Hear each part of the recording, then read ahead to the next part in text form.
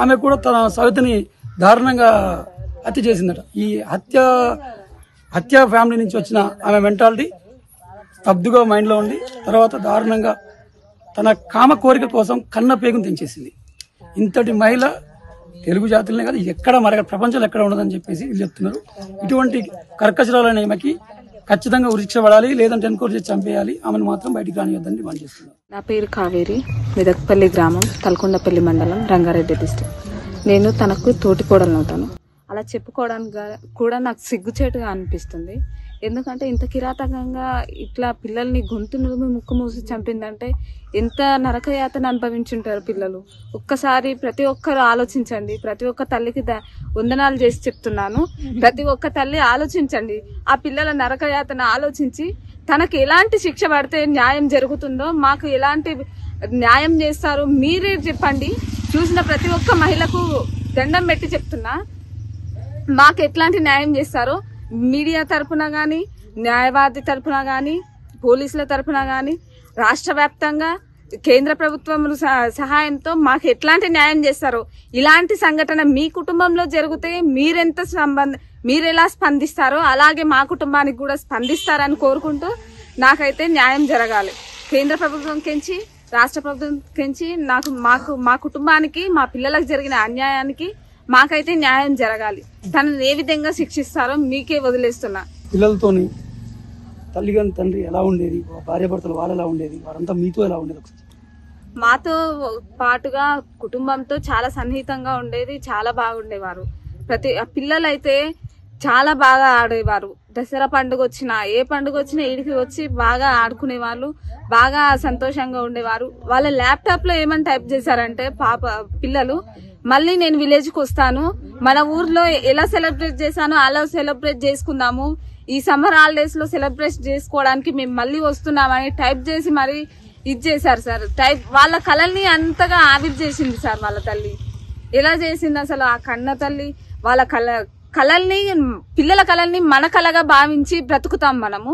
వాళ్ళ కళల్ని కుప్పగూల్చింది. తన కళని ఎలా సాకారం చేసుకోవాలనుకుంది, ఎలా స్వాధీనం చేయాలనుకుంది, తన కళని ఎలా సాధించాలనుకుంది. పిల్లలు లేని కళ అది ఏం కళ సార్? అది తల్లి లేదంటే ఈ మృగమా అర్థం అవుతలేదు. భర్తతో సఖ్యంగా ఉండేదా, ఎలా ఉండేదమ్మా? మంచిగానే ఉండేది సార్, కానీ 3 నెలల నుంచి ఇంకా ఎక్కువ ప్రేమ ఒలకబోసింది అంటుంది మా బావగారు. మా బావ మంచివాడు, మా బావ ఏది తాగడు, ప్రతి ఒక్కటి తెచ్చి పెడతారు, నా అకౌంట్ లోకి బాగా పైసలు వేస్తుంటాడు, మా బావ లాగా ఎవరు ఉండరు, ఎవరు మంచిగా చూసుకోరు ఇంత బాగా నన్ను అని బాగా ఎక్కిచ్చిందంట సార్.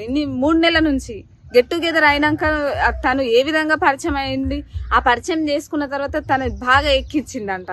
తను అనుకున్నాడు నా భార్య నా మీద ఇంత ప్రేమను చూపిస్తుంది కదా, సరే ఇదే ప్రేమ కంటిన్యూ అయితే ఇంకా బాగుంటుందని తన మనసులో అనుకుంటాడు. కానీ ఇలాంటి దుర్మార్గమైన ఆలోచన పెట్టుకొని తన మీద ఇంత ప్రేమ ఒలకబోస్తుందని తను మాత్రం ఏ విధంగా ఆలోచన రానివ్వలేదు సార్. తన మీద ఏ విధమైనటువంటి ఆలోచన లేకుండా, ఏ విధమైనటువంటి అనుమానం రాకుండా చూసుకున్నది. అంటే తను ఎన్ని రోజుల నుంచి ఈ కుట్ర పండింది, ఎన్ని సంవత్సరాల నుంచి ఈ ఆలోచన మైండ్ లో పెట్టుకొని తిరుగుతుంది, ఇంతమంది ముందల ఏ విధంగా నవ్వుతూ ఇంత సఖ్యతగా అందరితో ఎలా ఉందో అలాగే ఎలా కంటిన్యూ చేసింది, ఇన్ని కుట్రలు ఎట్లా చేసింది, అసలు ఎలా నటించింది. మహానటి అయిపోయింది సార్. మాకు నిజంగా చెప్పాలంటే ఆ మహానటి కంటే ఈ మహానటి చాలా ఇదిగా అనిపిస్తుంది సార్. ఈ దసరా పండక్కి వచ్చినప్పుడు కోలాటం ఆడి మీతోటి చాలా సరదాగా గడిపింది. చాలా సరదాగా ఉన్నారు సార్. పిల్లలు కూడా బాగా ఆడుకున్నారు. ప్రతిరోజు మిస్ కాకుండా 9 నవరాత్రులు చేస్తే నవరాత్రులు మొత్తం పూర్తిగా గడిపేశారు సార్. బాగా ఆడుకున్నారు, బాగా ఎంజాయ్ చేశారు, వెళ్ళిపోయారు సార్. ఇక చివరిగా చూసిందంటే అప్పుడే సార్, దసరా నవరాత్రులకే చూసిన పిల్లల్ని. చెన్నై చెన్నై ఆ బాధ నుంచి బయటపడడానికి ఎలా సార్? తన బాధ ఎలా బయటపడతాడు సార్? ఇట్లాంటి ఘోరం జరిగిన తర్వాత తన కడుపు కోత మిగిలించిన తర్వాత ఎట్లా బయటపడతాడు తన ఆ బాధ నుంచి? ఒక్క నిమిషం ప్రతి ఒక్కరు ఆలోచించండి. తనకి ఎంత నరకయాతన ఉంది. బ్రతికున్న శవంలా తిరుగుతున్నాడు సార్. బ్రతికున్న మనిషి, అసలు బ్రతికున్న శవం ఎంతనో తను కూడా అలాగే అయిపోయాడు. తనకు న్యాయం జరిగిన దాకా తను ఇదే విధంగా ఉంటాడు సార్. ప్రతిరోజు సెలైన్ ఎక్కుతుంది, తిండి లేదు, నిద్ర లేదు. నిద్ర పోతే నాకు పిల్లలు కళలోకి వస్తున్నారమ్మా అంటున్నాడు. ప్రతిరోజు ఏడుస్తున్నాడు సార్, నరకం చూస్తున్నాడు. తను ఎంత సంతోషంగా ఉంది, అసలు ఎంత మొండిగా ఉందంటే అంత మొండిగా ఉంది. అమ్మ మరి ఆస్తి పేపర్లు ఎందుకు తీసుకుపోయినావా అని మా బావ వెళ్తే, ఆస్తి ఆస్తి అంటారు ఏంది, నాయనగా పడుతున్నారు. 3 నెలల తర్వాత వచ్చి చేస్తా అంటుంది. 3 నెలల తర్వాత ఏ విధంగా వస్తుంది, ఎవరు తీసుకొస్తున్నారు తనని? తన వెనక ఎంత ఎవరున్నారు అసలు నాకు అర్థం అవ్వట్లేదు. 3 నెలల తర్వాత జైలు నుంచి ఎట్లా వస్తా అని అంత ఖచ్చితంగా చెప్పిపోతుంది. ఆస్తితో ఏం అవసరం ఉంది, ఎందుకు తీసుకెళ్ళింది? మరి పిల్లల అవసరం లేదు, ఆస్తి అవసరం లేదు, భర్త అవసరం లేదు కదా, మరి ఎందుకు తీసుకువెళ్ళినావు నువ్వు? ఆస్తి పేపర్లతో నువ్వేం చేస్తున్నావు? పిల్లలు చనిపోయిన తర్వాత ఆస్తి పేపర్ల గురించి ఏమంటే 3 నెలల తర్వాత వచ్చి చేస్తా అని వివరించింది. ధీమాగా 3 నెలలు వస్తా ధీమాగా చెప్పింది సార్. అసలు ఎంత కర్కశంగా ఉందంటే ఎంత మృగమైపోయింది సార్ తను. ఇంత ఈ గెట్ టుగెదర్ జరిగిన తర్వాత ఇంత మారిపోయింది అసలు. చాలా అంటే చాలా మంచిగా ఉండే తను. ప్రతి ఒక్కరు ఈ గ్రామంలో కాదు అక్కడైనా సరే, రాఘవేందర్ కాలనీలో అయినా సరే చాలా మంచిది అన్నారు. ఇంత కర్కశంగా ఎట్లా మారింది మరి ఈ 4 నెలలు? ఇంత ఈ సిచ్యువేషన్ లో ఈ 4 నెలలని ఏ ఆడది ఇట్లా మారదు. అది ఎన్ని రోజుల నుంచి తన మనసులో పెట్టుకుందు. మనతో పాటు చెన్నై వాళ్ళ సోదరి ఉంది. ఆ చెన్నైకి పిల్లలకు వాళ్ళ అనుబంధం, భార్యాభర్తలు ఎలా ఉండేది, గ్రామంకి వచ్చిన వీళ్ళతో ఎలా ఉండేది అని ఆ యొక్క వివరాలు అడిగి తెలుసుకున్నాం. నమస్తే అమ్మ. వదిన మీతో ఎలా గడిచేది, పిల్లలతో ఎలా ఉండేది? మంచిగా ఉండేది. ఊరికి వచ్చినా కానీ మంచిగా ఉండేది. మాతోటి మాట్లాడేది, మా మాట్లాడుకునే, ఆమె మాట్లాడేది. పిల్లలు మంచిగా చూసుకునేది, మంచిగా ఉండేది. ఇట్లా చేస్తుందని ఇట్లా అనుకోలే. బిడ్డలకు కన్న కొట్టను కోస్తుంది. మరో తల్లి కూడా ఇలా వేయదు. 3 పిల్లలు సాది 12 ఏండ్లు చేసింది, 10 ఏండ్లు చేసింది, 11 ఏండ్లు చేసింది. కానీ పిల్లలకు కట్టిన కోత, కడుపు కోత ఏ తల్లి మాత్రం చేయకూడదు. ఆ తల్లి దుర్మార్గరాలు చేసింది. కానీ ఈ రోజులలో ఇట్లా ఎవ్వరు చేయకూడదు. మరో తల్లి కూడా మళ్ళీ ఏనిక వీలు ఉండొద్దు.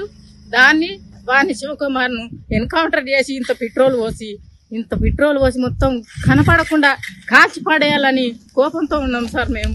అలాంటిది ఎక్కడ కూడా జరగొద్దు. ఏ మండలంలో ఎవరైనా ఇలాంటి కడుపుకోత 3 పిల్లల్ని పెద్దగా చేసి అన్నం పెట్టి ఒకరోజు బిడ్డ తినకపోతే బిడ్డ ఏం తిన్నావు, కడుపు లోపడిపోయింది, కళ్ళు లోపడిపోయినాయి, తిందరా బిడ్డ, నీళ్ళు తాగరా బిడ్డ అని ఒక్క రోజు చూడకుండా, ఒక పూట చూడకుండా, గంటలు చెప్పు చూడకుండా తల్లి మేము అట్లా చేసుకొని ఇట్లా పెద్దగా చేసింది. ఆ తల్లికి ఎట్లా చేతులు వచ్చినాయి, ఎట్లా చంపింది, విషం ఎట్లా పోసింది, టవాల చుట్టి కడుపు ముక్కు మూసి గొంతుకు ఉరేసి చంపి మళ్ళీ విషం పోసిన, పెరుగు పెట్టిన, అన్నం పెట్టిన అని చెప్తుంది. హాస్పిటల్ తీసుకుపోయి హాస్పిటల్లో కూడా 10 నిమిషాలకే నేను విషం తాగిన అని చెప్పి హాస్పిటల్ తరలించినప్పుడు 10 నిమిషాలకి నేను మంచిగా అయినా, నేను మాట్లాడిన, నా పిల్లలు ఎక్కడున్నారు, నా పిల్లల స్కూల్ టైం అవుతుందని అడిగే దుర్మార్గురాలను ఎక్కడ చూడలే. అన్ని మనసున పెట్టుకొని ఆ అమ్మాయి వేసి అంత కఠినంగా పిల్లల కడుపు కోత కోసి చంపింది. దాన్ని మాత్రం ఆ శివకుమార్ని, ఆ రజితను ఎన్కౌంటర్ చేసి మొత్తం దాన్ని ఉరిశిక్ష తీయాలి. అది ఎక్కడైనా ఉండొద్దు. పోలీసులు కూడా కఠినంగా చర్య తీసుకొని ఆ అమ్మాయి ఎట్లా చేసింది, పిల్లలను కడుపు కోత ఎట్లా కోసింది, ఆమెను కూడా వాళ్ళు చర్య తీసుకొని పోలీసులు కూడా దాన్ని ఉంచకుండా ఉరిశిక్ష తీయాలి ఇద్దరిని.